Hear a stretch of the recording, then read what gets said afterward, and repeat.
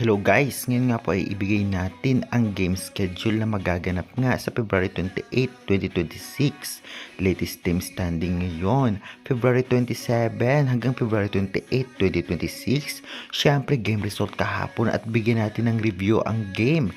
Anong naging kaganapan ang stats nila?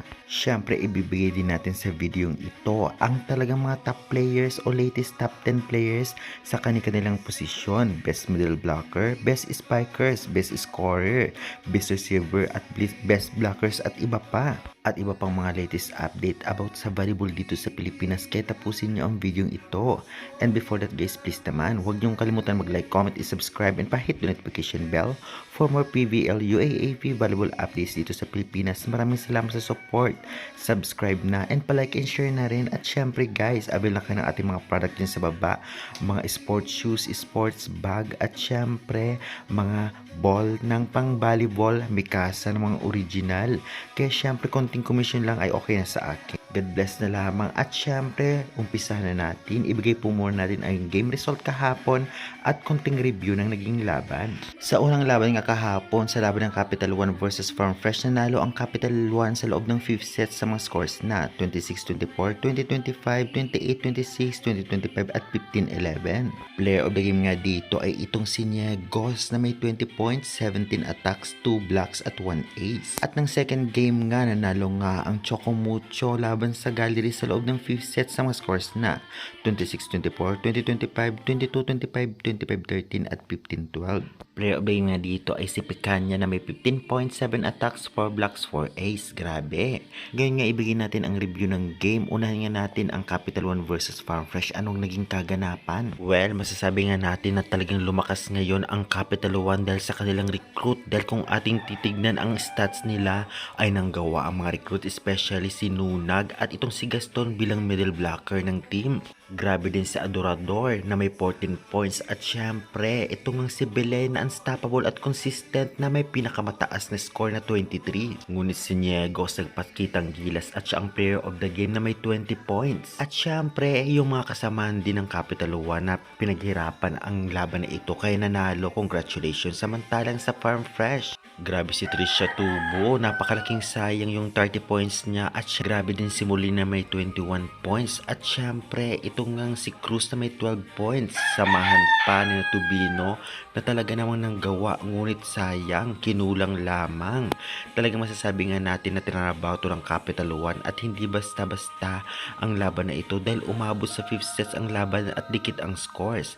Kaya naman syempre kahit sino o anong team ang nanalo sa laban na ito ay deserve talaga. Ganun pa man ay talagang masasabi nga natin na lumakas ngayon ang Capital One kumpara ng mga nakaraang taon na wala pang masyadong katuwang si Belen. Masasabi nga natin na talagang improvements yung mga recruit talagang gagawa. Kaya good luck na lamang. Samantalang dako naman tayo sa naging laban ng Chocomucho versus Galleries. Well, masasabi nga natin na talagang lumakas din ngayon ang Galleries dahil umabot sa 5th sets ang laban nila na dati ay talaga namang hindi umaabot dito at palaging nananalo ang Chocomucho.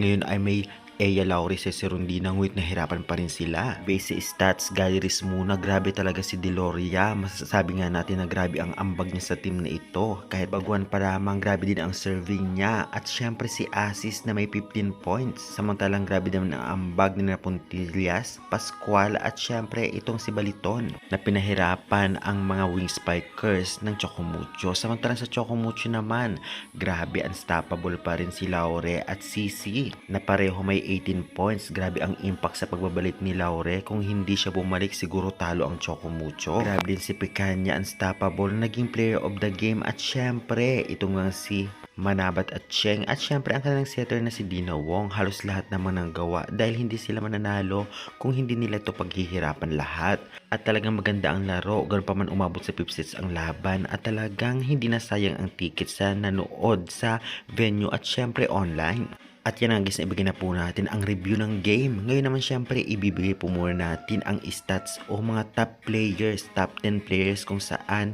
mga latest ito. Sino-sino na nga ba ang nangunguna sa kanilang posisyon na posibleng maging MVP, makakuha ng award pagkatapos ng conference na ito. Unahin nga natin ang best spikers na nangunguna na si Tubo, D, Santos, Belen, Pons, Carlos, Galanza, Laure, Laxina at Gandler. Best scorers naman si Belen, Tubo, Rondina, Van Sickle, Davison, Santos, Gandler, Diloria, Molina at Arroyo. Best servers si Pons, Panaga, Chamson, Arroyo, Belen, Domingo, Nogales, Di Guzman, Baliton at Laxina. Samantalang sa best blockers naman nangunguna si Baron, Reyes, Nogales, Panaga, Baliton, Sharma, Tubo, Picaña, Acuña at Gagate. Samantalang sa best setters nangunguna si Di Guzman, Fajardo, Cayuna, Alba, Robbins Hardy, Wong, Mundoniedo, Coronel, Nabor at Cheng. Samantalang sa best digger si Ponce, Arado, Katindig, Pineda, Hazareno, Erowa, Temperatura, Versosa, Pons at Bilen. Samantalang best receiver si Pons, Galanza, Doromal, Erowa, Bilen, Van Sickle, Laure, Rondina, Gandler at Molina. Yan nga guys ang mga top players ngayon or top 10 latest players na nangunguna sa kanilang posisyon.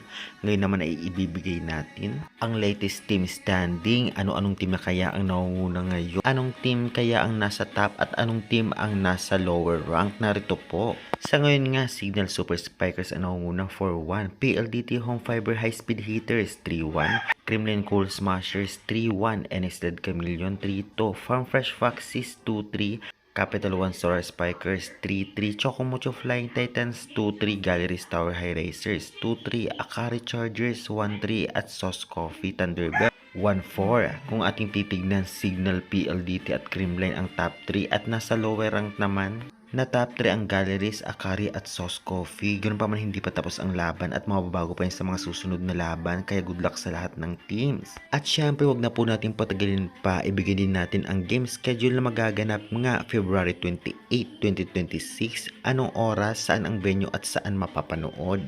Unang maghaharap nga 4 PM Signal Super Spikers versus Akari Power Chargers at ang venue po nito ay sa Phil Oil Center. Susundan naman ito 6:30 PM Sauce Coffee Thunderbirds versus PLDT High Speed Heaters. Venue pa rin ay sa Phil Oil Center at syempre mapapanood ito sa One Sports. One Sports Plus kung kayo ay may cable sa inyong bahay. Meron din po nito sa Pilipinas Live at Signal application. Ngunit may bayad ito pero minsan free ito, check nyo na lamang. At meron naman free talaga kapag may internet ang inyong mga cellphone, i-search nyo lamang po pvl.ph live, ngunit minsan 5 to 10 minutes pong late, ngunit malinaw at buo yung video at mag-i-enjoy kayo sa panunood. Ay nagis ibigay na po natin ang mga latest updates sa PVL, game schedule, team standing, individual stats, game result at review ng game para sa inyo. Kaya mag-subscribe na kayo for more valuable updates at syempre mga latest issues sa mga players. Lagi ako nag-a-update araw-araw. Maraming salamat sa support and God bless.